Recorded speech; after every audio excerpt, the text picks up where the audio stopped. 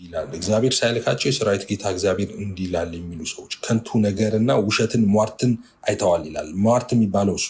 በነገራችን ላይ እንደነዚህ አይነት ሰዎች ጋር ገብታችሁ የእግዚአብሔር ሰው አገኘው ብላችሁ በላያችሁ ላይ ሟርትን የምታስሟርቱ ሰዎች እናንተ ጥንቃቄ አድርጉ። ዲሲቭ ትሆናላችሁ። እናንተን ብቻ አይደለም የእናንተ የሆነውን ነገር ሁሉ ታስመታላችሁ። ለምን? ከነዚህ ሰዎች ጋር ያለው ጨለማ ነው።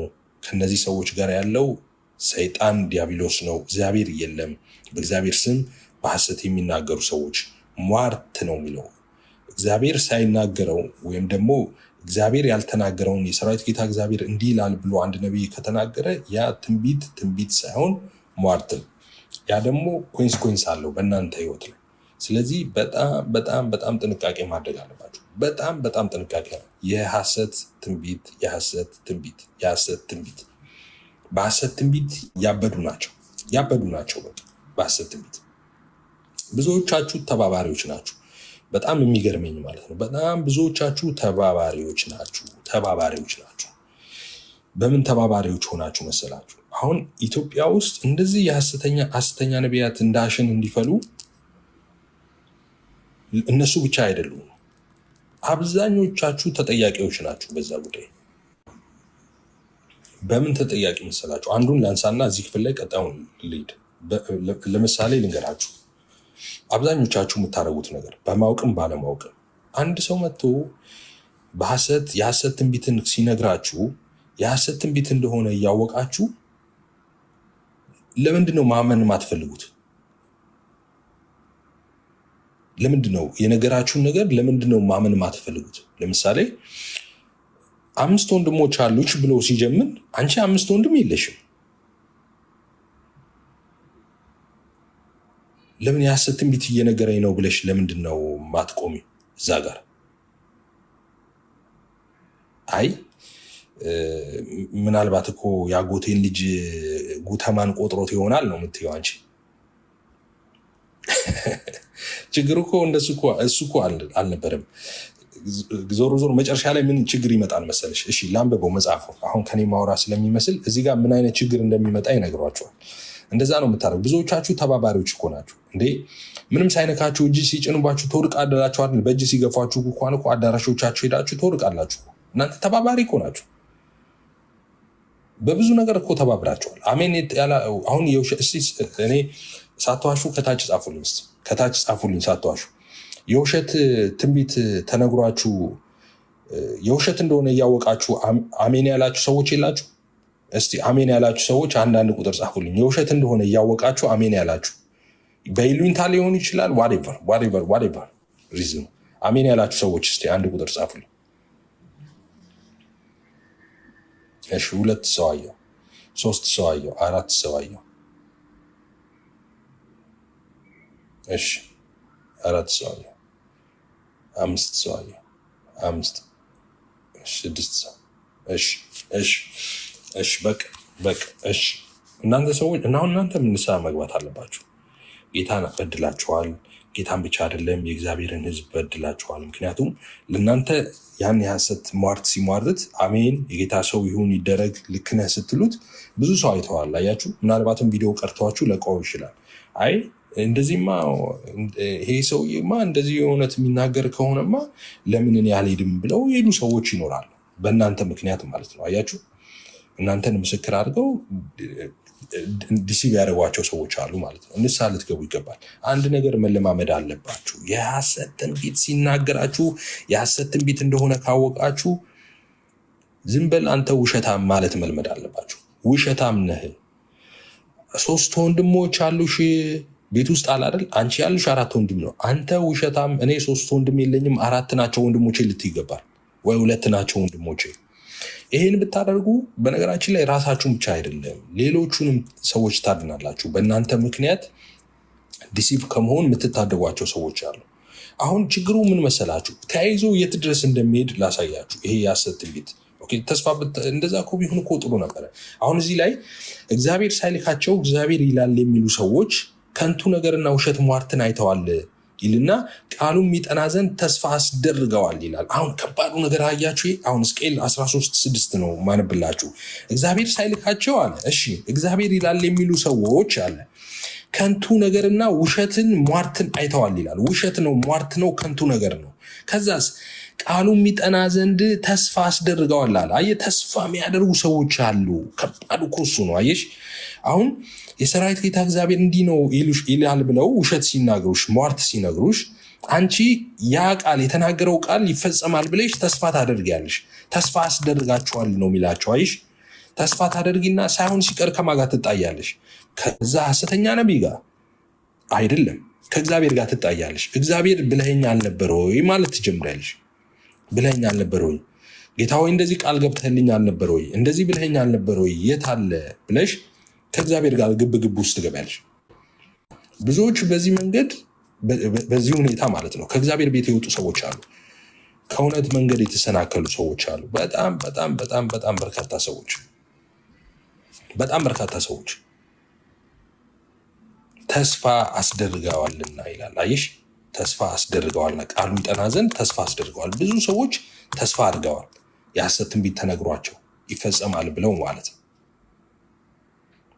ያ ትንቢት ባለመፈጸሙ ምክንያት ደግሞ ያ ተስፋቸው በመዘግየቱ ምክንያት ብዙዎች ከእግዚአብሔር ጋር የተጣሉ ሰዎች አሉ። እግዚአብሔር ብለኸኝ አልነበረም። እግዚአብሔር ማለቱ ማነገረሽ? በምን አወቅሽ እግዚአብሔር ማለቱ? ሐሰት ትንቢት ነግረኸኝ ነበር ብላችሁ ሰውየውንማ እንትን ብትሉት እንት ነገር ባተረፋል። እሺ ቶሎ ልበል። እኔ ሳልናገር ይላል 7 ላይ እኔ ሳልናገር እግዚአብሔር እንዲህ ብለዋል ስትሉ ከንቱ ራእይን ያያችሁ ውሸተኛንም ሟርት የተናገራችሁ አይደላችሁምን ይላል። ስለ ሐሰተኞች ነቢያት ነው የሚያወራው። ስለዚህ ጌታ እግዚአብሔር እንዲህ ይላል፣ ከንቱ ነገርን ስለተናገራችሁ ውሸተኛ ራእይንም ስላያችሁ፣ ስለዚህ እነሆ እኔ በእናንተ ላይ ነኝ ይላል ጌታ እግዚአብሔር። እጄም ከንቱ ራእይን በሚያዩ በውሸትም በሚያሟርቱ ነቢያት ላይ ትሆናለች። እነርሱም በሕዝቤ ማህበር ውስጥ አይገኙም፣ በእስራኤልም ቤት መጽሐፍ አይጻፉም፣ ወደ እስራኤልም ምድር አይገቡም። እኔም ጌታ እግዚአብሔር እንደሆንኩ ያውቃሉ ይላል። ኦኬ፣ ሰላም ሳይኖር ሰላም እያሉ ሕዝቤን አታለዋልና ይላል። አየሽ፣ ከባዱ ነገር ኢትዮጵያ ውስጥ ታውቃላችሁ፣ ኢትዮጵያ እንደ ሀገር በጣም በጣም በጣም በጣም በጣም በጣም በጣም በጣም በጣም ኢትዮጵያ እንደ ሀገር በጣም በጣም በጣም በብዙ ችግርና መከራ ስቃይ ውስጥ አልፈናል። ታውቃላችሁ፣ አሁንም በዚህ መከራና ስቃይ ውስጥ እያለፈች ነው ኢትዮጵያ። ታውቃላችሁ፣ በጣም በጣም በጣም በጣም በጣም ብዙ ስቃይ አይተናል። በጣም ብዙ ችግር አይተናል። ህዝባችን ተሰቃይተዋል። በሁሉም አቅጣጫ ያለ ሰው ከታች እስከ ላይ ያለ ሰው ኢትዮጵያ ውስጥ መከራ ያላየ ሰው የለም። ዘር፣ ቀለም፣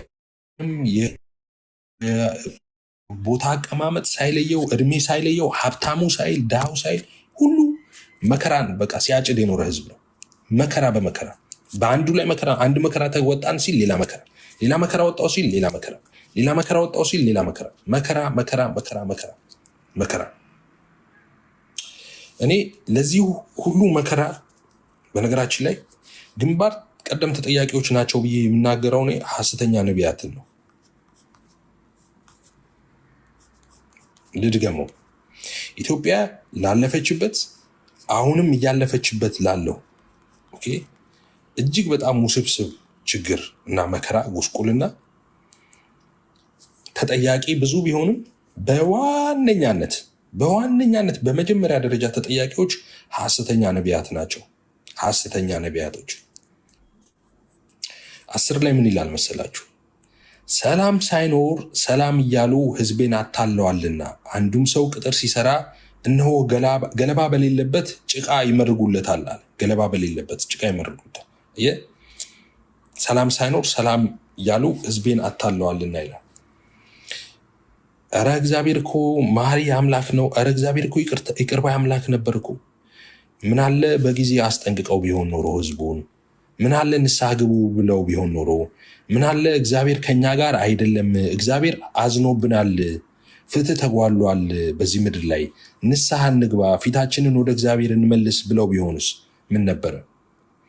ኢትዮጵያ በመከራ በስቃይ በረሃብ በችግር በምትታመስበት ወቅት እነዚህ ሐሰተኛ ነቢያት እየወጡ በሚቀጥለው ዓመት ሰላም ይሆናል፣ በሚቀጥለው ዓመት ጥጋብ ይሆናል፣ በሚቀጥለው ዓመት እንተኮሳለን፣ በሚቀጥለው ዓመት እንጠረምሳለን፣ በሚቀጥለው ዓመት እንደዚህ እያሉ ሰላም ሳይሆን ሰላም እያሉ ሕዝቤን አታለዋልና እንዳለ ሕዝቅኤል መጽሐፍ ምዕራፍ 13 ቁጥር 10 ሰላም ሳይሆን ሰላም ብለው ሕዝቡን አስተኙት፣ ሕዝቡን አታለሉ። ሕዝቡ እንኳን ነቅቶ ንስሐ እንዳይገባ ወደ እግዚአብሔር ፊቱን እንዳይመልስ ወደ እግዚአብሔር እንዳይጮህ እግዚአብሔር ብዙ በመጽሐፍ ቅዱስ ላይ ብዙ ድህነቶች፣ ብዙ መከራዎች፣ ብዙ ጦርነቶች፣ ብዙ ስቃዮችን በጾም ጸሎት ምክንያት አስቀርተዋል። ህዝቡ በመመለሱ ምክንያት ብዙ ቁጣዎች ተመልሰዋል። እንደምታውቁት በጣም ብዙ። ምናልባት እግዚአብሔር አዝነዋል፣ ተመለሱ፣ ወደ እግዚአብሔር ፊታችሁን መልሱ፣ እንጹም፣ እንጸልይ ብለው ቢሆን ኖሮ ምናልባት ስንት ነፍስ ባተረፍን ነበረ። ምናልባት ስንት የወደመ የሀገር ንብረት ባተረፍን ነበረ። ምናልባት ስንት ታዳጊዎችን ከዚህ ሁሉ መከራና ስቃይ በታደግን ነበረ። በሚቀጥለው ዓመት እግዚአብሔር የፍሬያማነት ዓመታችን ነው ይላል። እግዚአብሔር ያሳጭዳችኋል፣ ትከብራላችሁ፣ ብርሃን ይታየኛል ኢትዮጵያ ላይ፣ በዚህ በኩል ብርሃን መጣ፣ በዚህ በኩል ብርሃን ሆነ፣ በዚህ በኩል ደስታ ይሆናል ሲሉ ጦርነት ሆነ፣ ስደት ሆነ፣ ረሃብ ሆነ፣ ችግር ሆነ።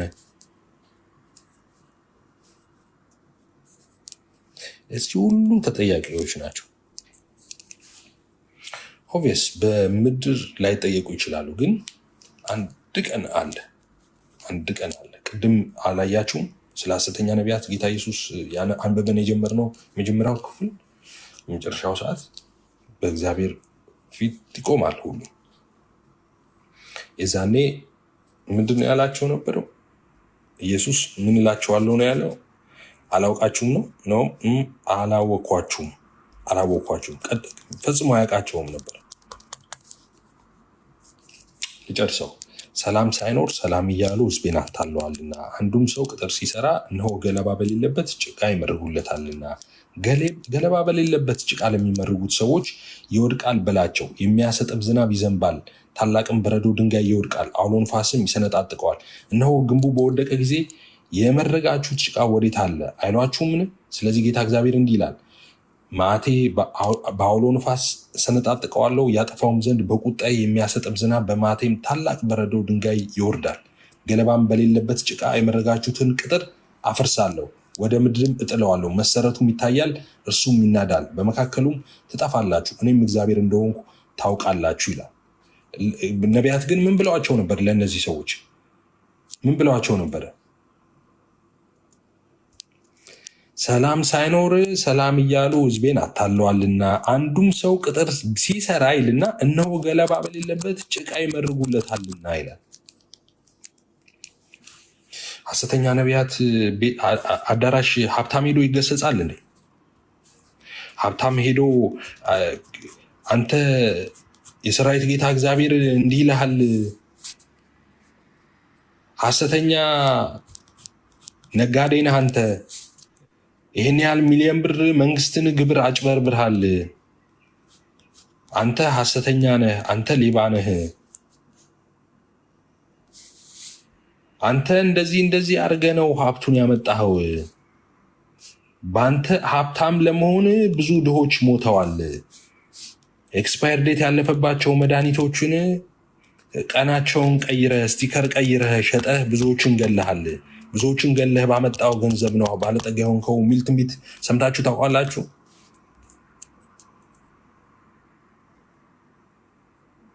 እንደዛ ሰምታችሁ ታውቃላችሁ?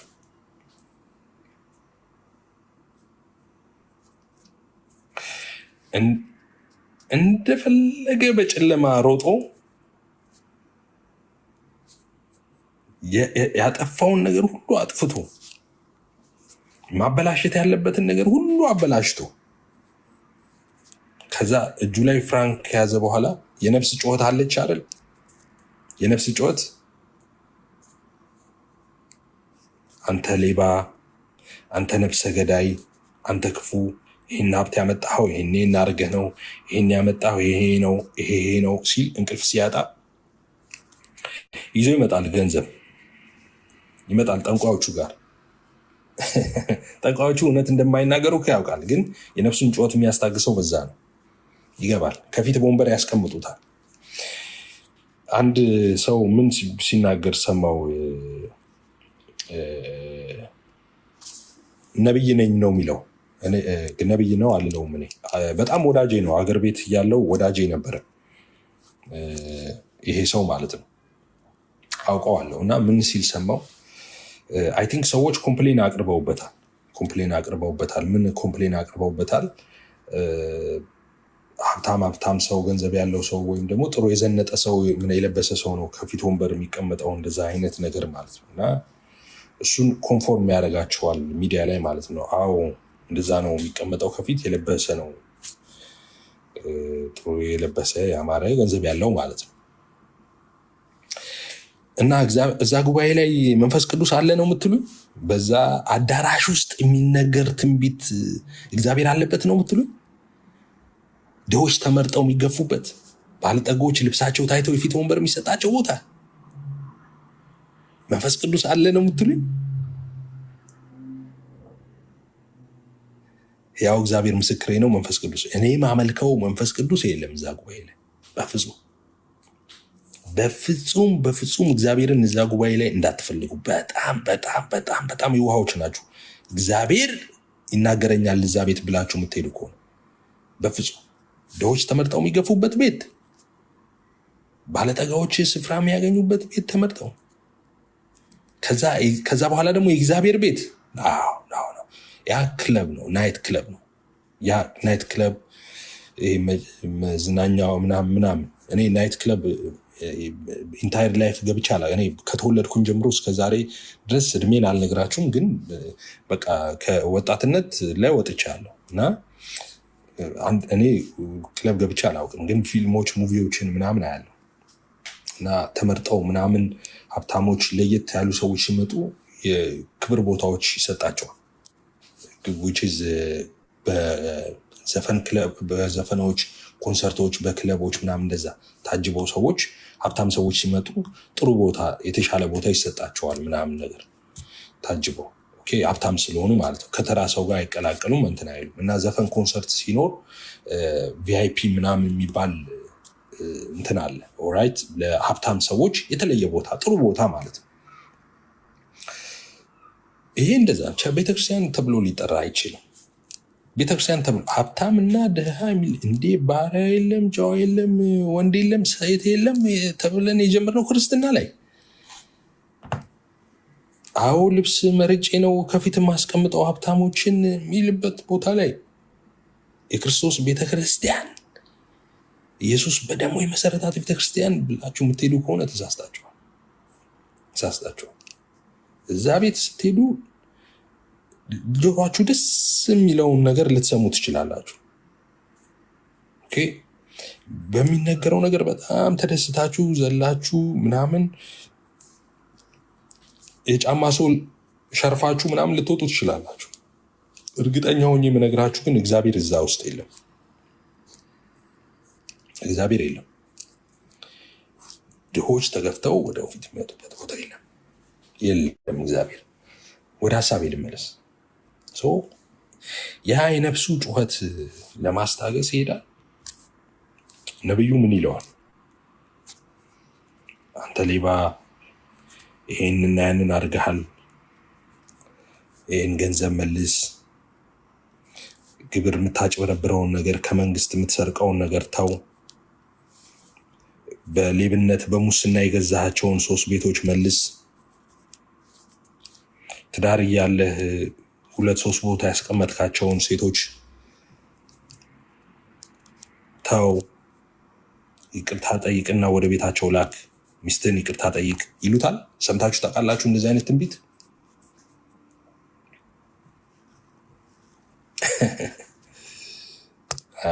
እንደዚህ አይነት ትንቢት አትሰሙ፣ መቼም አትሰሙ።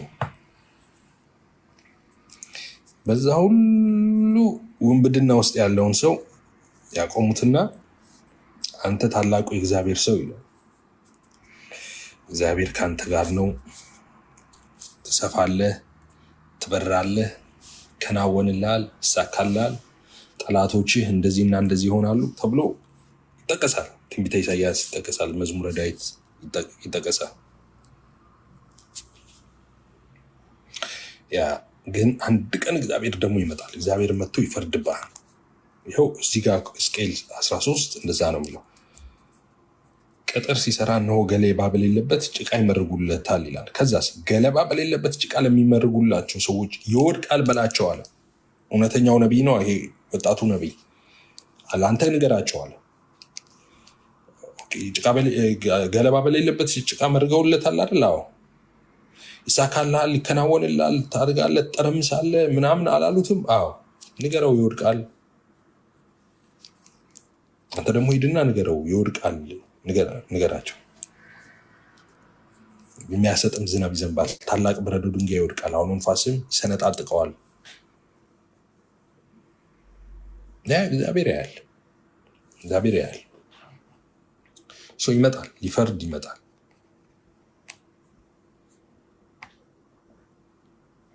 እንደዛ ነው። እናንተም እግዚአብሔር ፊት ንስሐ በገባችሁ በሆነላችሁ ነበር።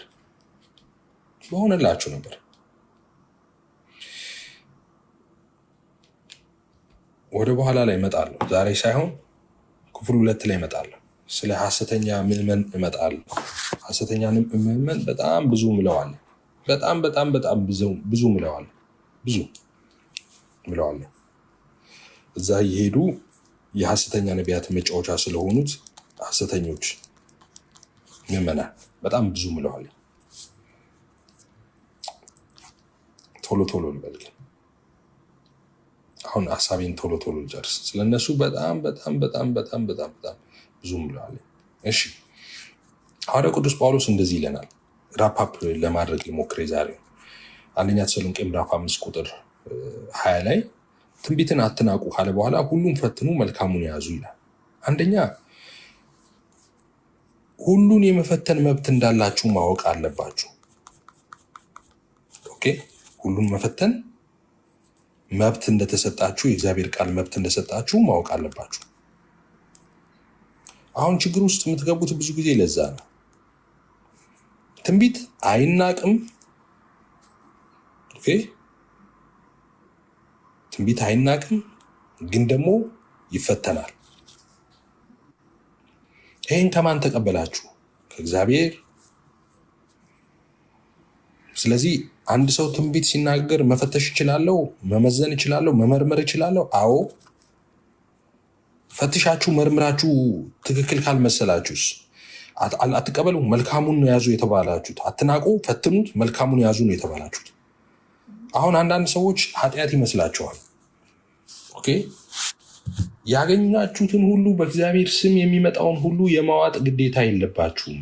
የመመርመር ኃላፊነት አለባችሁ። ትንቢትን አትናቁ። እሺ፣ ፈትኑ፣ ሁሉን ፈትኑ፣ መልካሙን ያዙ።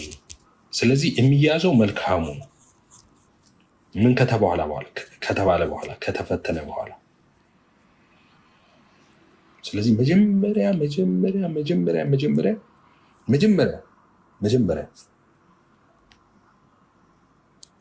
በዚህ ነው እንትናችሁ ማዋሸት ያለባችሁ። መጀመሪያ መቀበል ትችላላችሁ፣ አለመቀበል ትችላላችሁ።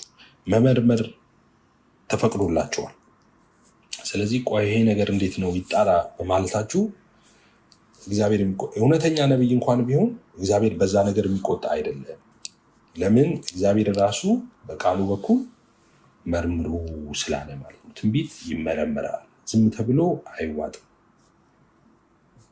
እሺ፣ ሌላኛውን ሀሳብ ልሂድ። እየጠቀለልን ያለ ነው። ትንቢተ ኤርምያስ 28 ላይ እንደዚህ የሚል ቃል አለ። ትንቢተ ኤርምያስ ምዕራፍ 28 ቁጥር 9 ላይ ስለ ሰላም የተናገረ ነቢይ የነቢዩ ቃል በሆነ ጊዜ እግዚአብሔር በእውነት የሰደደው ነቢይ እንደሆነ ይታወቃል አለ። ስለ ሰላም የተናገረ ነቢይ የነቢዩ ቃል በሆነ ጊዜ እግዚአብሔር በእውነት የሰደደው ነቢይ እንደሆነ ይታወቃል አለ።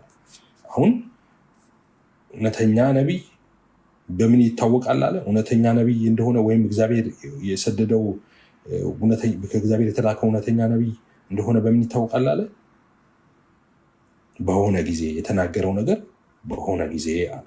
ኦኬ፣ የተናገረው በሆነ ጊዜ የተናገረው ነገር በሆነ ጊዜ ማለት በነገራችን ላይ የተናገረው ነገር ስለሆነ ብቻ እውነተኛ ነቢይ ነው ማለትም አይደለም።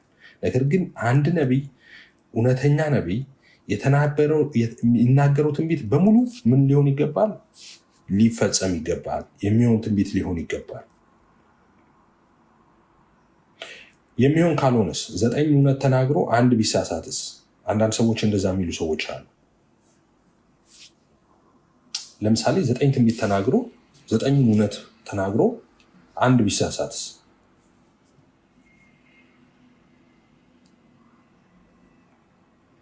እስቲ ኮሜንት ላይ ጻፉልኝ። 9 ትንቢት ተናግሮ አንድ ትክክል ባይሆን አንድ ነቢይ እውነተኛ ነቢይ ሆኖ ይቀጥላል ወይስ ሐሰተኛ ነቢይ ይሆናል? እስቲ ኮሜንት ላይ እውነተኛ ሆኖ ይቀጥላል የምትሉ አንድ ጻፉልኝ። ሐሰተኛ ይሆናል የምትሉ ሰዎች ደግሞ 2 ጻፉልኝ።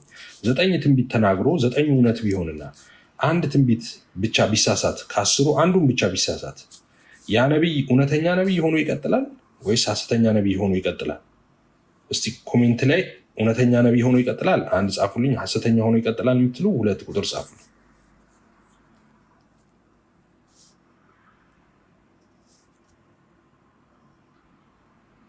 እሺ፣ እውነተኛ አንድ እውነተኛ።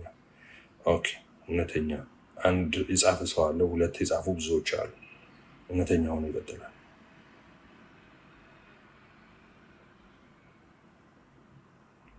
ኦኬ፣ አንድ ቢሳሳት እውነተኛ ሆኖ ይቀጥላል። ኦኬ፣ 2 የጻፉ ሰዎች አሉ። አንድ ብዙ ሰው የጻፈ ሰው አለ። ኦኬ፣ አይ እንደዚህ ጥሩ ነው። በጣም መጠየቅ እንደዚህ ጥሩ ነው ማለት ነው። እሺ፣ በቃ በቃ አይቻለሁ። የእግዚአብሔር ነቢይ አንድ እግዚአብሔር ነቢይ 9 ትንቢት ተናግሮ ለምሳሌ 10 ትንቢት ተናገረ። 10 ትንቢት ተናገረ። ኦኬ 10 ትንቢት ተናግሮ ከ10ሩ ትንቢት አንዷን ቢስት ይሄ ነቢይ በቃ ስህተት ነው፣ አንዱን 9ኙ ትክክል ነው፣ አንዱ ግን ይሳሳታል እና አልፎ አልፎ ይገጥማል። እንደዚህ አይነት ነገር ነው የምንለው? ኖ አንድ ነቢይ በእግዚአብሔር ስም ትንቢት ተናግሮ 9 ትንቢት ተናግሮ አንዱን ትንቢት ቢሳሳትና 9ኙ ትክክል ቢሆን ይሄ ነቢይ ሐሰተኛ ነቢይ ነው። ኮንፎርምድ ሐሰተኛ ነቢይ ነው። የእግዚአብሔር ነቢይ አይደለም። አንድ ከተሳሳተ ይሄ ሰው ነቢይ አይደለም። ዘዳግም 18 ላይ እንደዚህ ይላል። ነገር ግን ይላል ዘዳግም 18:20 ነገር ግን ይናገር ዘንድ ያላዘዝኩት በስሜ በድፍረት የሚናገር ወይም በሌላ አማልክት ስም የሚናገር ነቢይ እርሱ ይገደል። በልብህም እግዚአብሔር ያልተናገረውን ቃል እናውቅ ዘንድ እንዴት ይቻለናል ብትል፣ አሁን ስሙ እዚህ ጋር በልብህ እግዚአብሔር ያልተናገረውን ቃል እንዴት እናውቅ ዘንድ እንዴት ይቻለናል? እግዚአብሔር ያልተናገረውን በምን እናውቃለን? አሁን ነቢይ ነው፣ ነቢይ ነን ብለን ተቀብለነዋል። ስለዚህ ሲናገር እግዚአብሔር ያልተናገረው ቃል መሆኑ በምን እናውቃለን ብትል አለና እግዚአብሔር መልስ መለሰ። እንደዛ ምናልባት ብትሉ ነቢዩ በእግዚአብሔር ስም በተናገረ ጊዜ የተናገረው ነገር ባይመጣም ያ ነገር እግዚአብሔር ያልተናገረው ነው። ነቢዩ በድፍረቱ ተናግሮታልና እርሱን አትፍረዋል። እግዚአብሔር ከተናገረ ይሆናል። እግዚአብሔር ካልተናገረ አይሆንም። ስለዚህ ምንድነው ያለው እዚህ ጋር 22 ላይ ነቢዩ በእግዚአብሔር ስም በተናገረ ጊዜ የተናገረው ባይሆን አለ ባይመጣ ያ ነገር ከእግዚአብሔር ያልተናገረው ነው። ነቢዩ በድፍረቱ ተናግሮታልና እርሱን አትፍረው። ስለዚህ እግዚአብሔር የሚናገረው ትንቢት ሁሉ ምን የሚል ነው? የሚፈጸም ትንቢት ነው፣ የሚሆን ትንቢት ነው። 9 ተናግሮ አንድ ነቢይ 9 እውነት ተናግሮ አንድ ከተሳሳተ ያ ነቢይ ምንድን ነው? ሐሰተኛ ነቢይ ነው። የግድ 100 ትንቢት ከተናገረ የሰራዊት ጌታ እግዚአብሔር እንዲለኛል ብሎ 100ውን መፈጸም አለበት። ከ199 ተፈጽሞ አንዱ ከተሳሳተ የዜሮ ብዜት ነው የሚሆነው። ውሸት ነው ሙሉ ለሙሉ።